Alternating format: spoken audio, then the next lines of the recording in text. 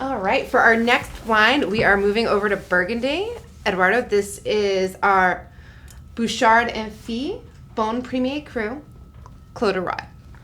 So, funny you say that. I was just at the winery Wow. a couple of weeks ago, and I became really acquainted with the property. The wines have been always on my wheelhouse, and I've always been a huge fan. They have a large range. Thank you. You're welcome. A large range of wines they make. They're one of the historically older negociants in Beaune, and they are very near the Hospice de Beaune, to the center of the city.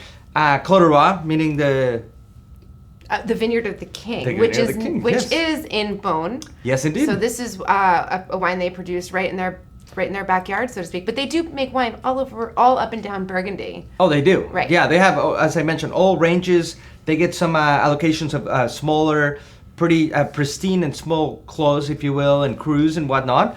Like this one, for instance, yes. there's a minuscule amount of it produced. We're very lucky to have it in our glass right now, and Absolutely. not to mention sharing it with our decanter clove, as we have.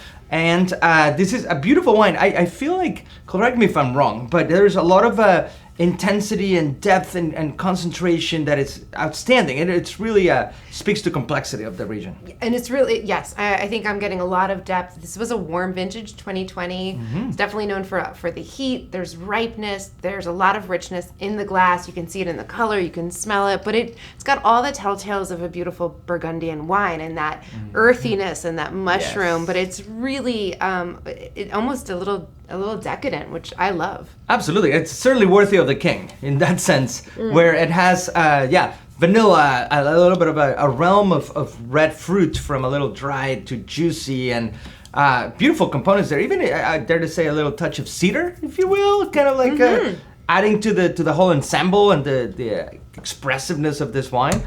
I know you had some ideas in mind for the unexpected pairings in which we're covering. So tell us what you had in mind. Well, I mean, this is a little out there, but when I had this and thinking, what else besides the traditional types of fare would go well Duck with... and poultry and such things, yeah. Right. I was thinking, what about a miso braised black cod? Ooh. Because even though it's a white fish, it's a richer white fish. Uh-huh. And then that black miso soy has got so much umami and sweet and savory and salty. And when you're doing food pairing, you really have to match intensity with intensity. And that is a really intense bite of food. But the lovely soft tannins of this wine won't fight with the fish. No. So that's really where my head went. And I know you're kind of familiar with that dish. What do you absolutely. think? Yeah, no, I'm actually picturing it as we speak, and seeing it with it.